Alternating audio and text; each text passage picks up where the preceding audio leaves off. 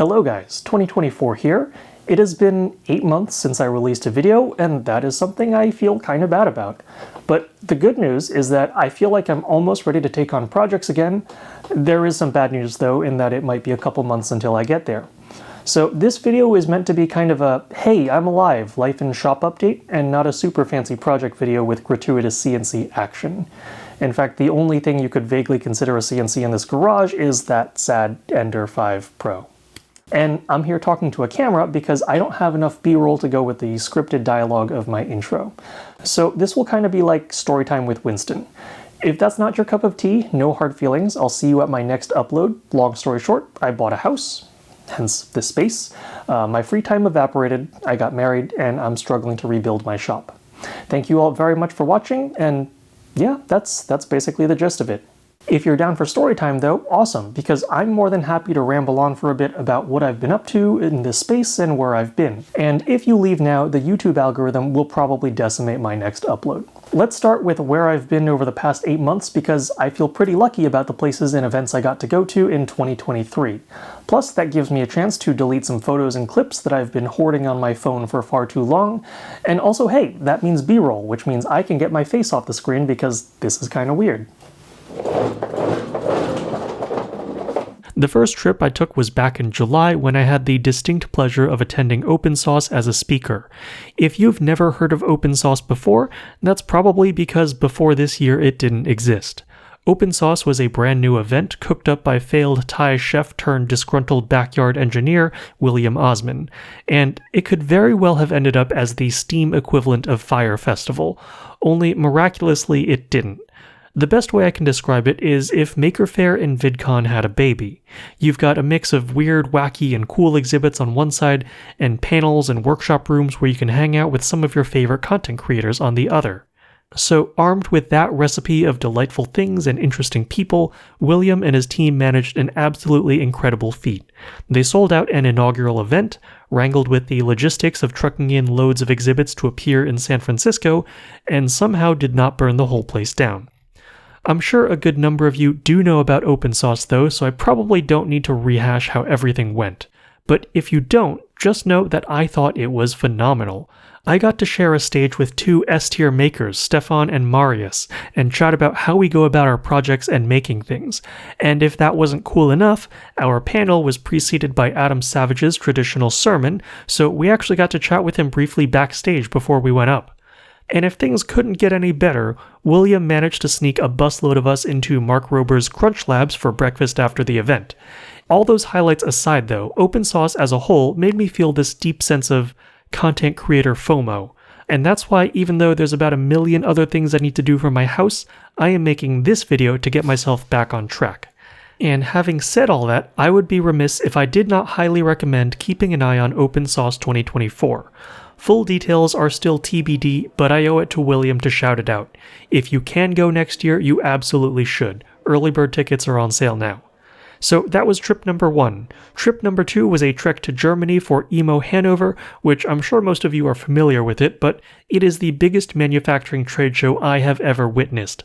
Having been to IMTS a few years ago in Chicago, I thought I was prepared for EMO, but I wasn't. It is a freaking enormous campus of industrial goodness, and the exhibits were next level lavish.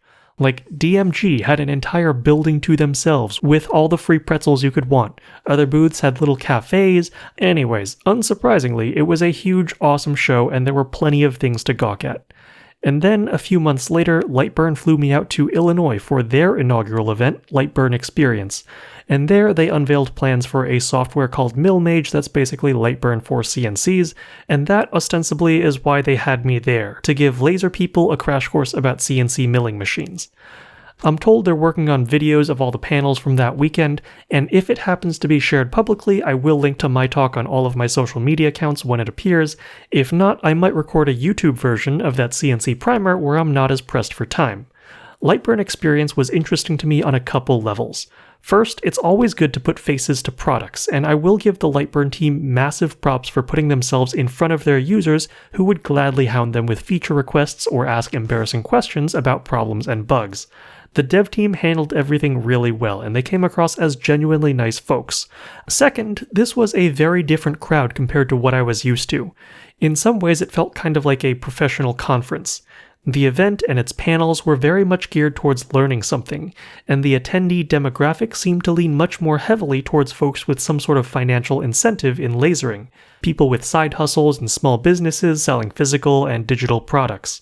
And because of that, the panels I thought would be packed ended up being less popular. Like, who wouldn't want to listen to Bob Claggett talk about lessons learned in the shop and through the course of product development? Anyhow, Lightburn Experience was another very good event, especially considering that this was the first year they were running it. I learned a good bit about the software, the people, and had some really delightful moments like grabbing dinner with Bob, Alan aka Pooch, and Jen Schachter. So that's where I've been. Now, what I've been up to. I'm pretty sure I've mentioned this before, but last year I became a first-time homeowner, and with that came a boatload of both unsurprising yet unaccounted for responsibilities, and as a result, the garage shop is in a state that I'm not particularly happy with. To understand how far it's come though, and where I want to go with this space, I think we need to talk about how I ended up here. Far earlier in my maker journey, back when I was sharing a townhouse with a one-car garage in New Jersey with 2 or 3 other people, I was already feeling the urge to buy tools and daydreaming about what I would do with a bigger garage just for me. But after moving to California, the reality of my spatial and financial situation set in. By the time 2022 rolled around, buying a home in LA seemed nearly impossible. You had to be willing to compromise and be ready to jump on anything that ticked more than half of your checkboxes. The house my wife and I bought wasn't our first choice, it wasn't our second choice, it was the 11th house that we made an offer on. After enduring the financial and emotional damage of the home buying process, we were just relieved to have a place of our own despite the one-car garage. Going forward, I knew I would need to be extremely space efficient in my shop decisions and prioritize tools that would help me achieve a reasonable subset of my projects. It would also be really stupid not to factor in that at my day job I have access to a 4x4 foot Shapeoko, a table saw, a 3D printer that's a bajillion times faster than my Ender 5 Pro, and a freaking Datron Neo. That is a lot of capability I have access to on off hours. So taking that into account, my garage shop should ideally complement the facilities at my day job. Whatever it is that I can't do at work should be what I focus on in my garage.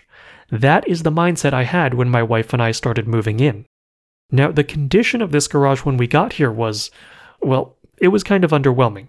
As purchased, my garage was a 10-foot wide by 18-foot long space serviced by a 15-amp circuit with a trio of duplex outlets. And the floor was covered in a disgusting carpet with untold years of dust caked into its fibers. This was less than ideal for multiple reasons, but the woefully inadequate electrical situation was what made sense to tackle first. Our house still had some of its original knob and tube wiring from the 50s that got mixed with Romex when the previous owner built an addition to the house. Since we were going to hire a professional to fix that and much of the wiring was going to be ripped out of the house anyway, I figured I might as well have the electrician set up the garage with 3 independent circuits while he was working. One on each of the long walls of the garage, and a switched circuit on the ceiling for lights that I planned on installing later. In addition to those 3 primary electrical circuits, I figured I'd also be able to tap into the circuit for the garage door opener if I needed to. And just to future-proof things, I did a service upgrade from 100 amps to 200 amps and had a 220-volt outlet installed that I could use for either a beefy VFD spindle or for EV charging down the road. With power sorted out, lighting was the next upgrade. On the recommendation of a fellow Instamachinist, I bought some LED lights from Barina on Amazon. These lights were supposed to be bright, easy to install, and have minimal discernible flicker. And for the most part, these lived up to those claims. I mounted them directly to the ceiling with these simple clips, and despite the drywall not being all that even, they snapped in just fine. I daisy-chained 4 lights per side of the garage and plugged them into my switched outlet on the ceiling. Now, I like these lights, but I also feel obligated to mention that they're not perfect. They still faintly exhibit some 60 Hz flicker that you can catch on camera. For general purpose illumination around the garage though, I think these are pretty reasonable from both a quality and value perspective. After the overall lighting situation was improved, I hired a handyman to paint the walls and haul out the absolutely disgusting carpet that had been laid over the garage floor by the previous owner. I cleaned up the steps here leading up to the house, meticulously pulling out every exposed nail and staple, sanded everything, filled in some gouges and cracks in the tread with wood hardener, and gave it a coat of black paint. And to minimize the garage noise and dust entering the house, I added some foam tape around the door frame, followed by a rubber door sweep that I did my best to install with a minimal gap over the pergo flooring. This works really great. There's no draft, not really any dust or grime ingress into the living areas of the house. However, this door sweep does kind of act like a one-way check valve for husky fur, so I do have to regularly vacuum the steps. The next thing on my to-do list had been to apply a surplus DIY epoxy flooring kit donated by a generous individual who'd reached out over social media. Unfortunately, after the carpet was removed, I discovered that the concrete underneath was not in great shape. There were dirt and oil stains aplenty, thick splashes of paint in some spots, and where the slab met the foundation, the concrete was crumbling away. I patched the floor's perimeter with a Quickcrete product, but prepping the concrete for epoxy would take a lot more than just an acid etch, so after a bit of deliberation, I decided to pivot. I found Moto floor tiles on sale at Costco, and the research and reviews of the product revealed that it was made by Snaplock, which is behind brands like Racetech. So I rolled the dice on these and bought 3 cases of tiles plus a connector kit, and I also reached out to their support just to buy a couple more individual tiles to fill in an awkward gap in my garage. They were happy to accommodate my request and allowed me to order 10 tiles at a reasonable cost that made it worth the effort to pursue, instead of buying another case of tiles and having way too many laying around afterwards. Everything went together really easily. I was able to cut the tiles where I needed to with the tools I had at my disposal, and the end result looks and sounds decent. I know some people take offense to plastic flooring tiles for sounding hollow, and you can buy rubber liners to go underneath the tiles to deaden the sound a bit more, but this is not that bad at all. I can live with it. With the garage finally transformed into something clean and brightly lit, and somewhere I could walk barefoot in without cringing, I was much happier to be spending time in the garage. I was in desperate need of storage though, and I was able to snag some U-line shelves that my workplace was getting rid of. These are decently heavy-duty units with solid shelves, not wire racks, which is really nice. Before my garage got too much more cluttered though, I wanted to address some more infrastructure deficiencies, specifically compressed air.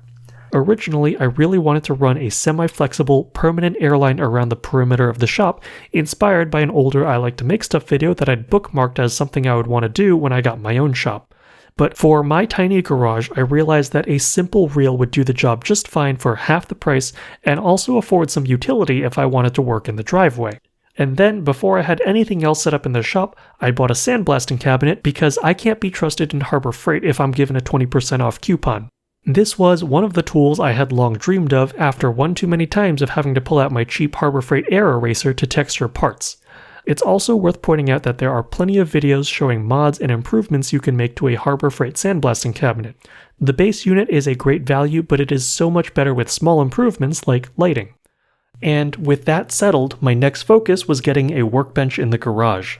I don't know if it was COVID or that Kevin made a video telling everyone about the rolling tables we use at work, or a combination of the two, but the price of Seville Classic workbenches skyrocketed when I wanted to buy one for my own shop, so I just decided to wait it out. Eventually, several Husky workbenches went on sale at Home Depot, and this is the one I picked. I do wish it had wheels. However, being able to fold the legs up is a decent consolation prize in the portability department, and from a day-to-day perspective, this is probably better because it won't wobble or move if there's a 3D printer or CNC moving on top of it. One of the things I wanted to do before summer hit was install some insulation. My garage faces east and gets direct morning sun, and the house doesn't have air conditioning, so this is a big quality of life thing.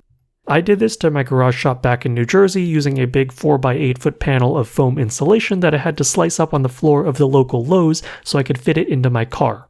This time around, because I didn't want to repeat that mildly embarrassing foam dissection on the floor of the hardware store, I opted to buy a garage door insulation kit. The value proposition is admittedly not there when compared to the cost of a standard 4x8 foam insulation panel, but there is some measure of appreciable convenience in going with a product like this.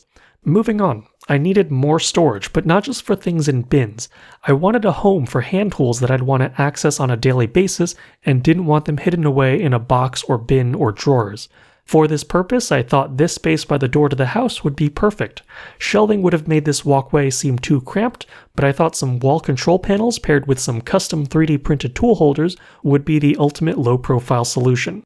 Now, I'm not the first one to try to 3D print my way to organization nirvana, but I had a very specific vision for how to integrate accessories onto wall control panels.